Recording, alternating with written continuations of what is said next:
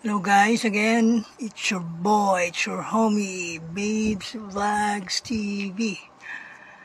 Guys, ilungguhon ko ni, okay?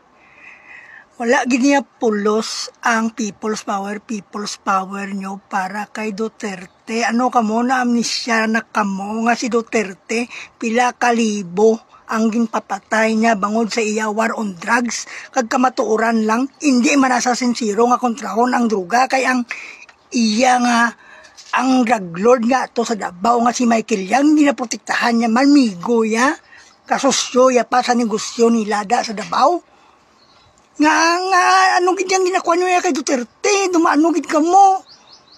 Ang pinamatay atong 30,000 nga biktima nga ang pamilya mo na subong nga nagfile sang kaso sa ICC. Dapat amuto ya ang apina nato, amuto ya ang ralihan kag suportaran nyo nga i-convict si Duterte.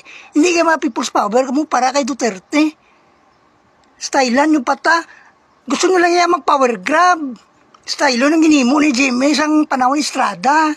Oy, mga kandidato da nga gusto magamit sini nga kuan para magpapilar sila ka para magdaog. Oy, hindi ka mo magdaog.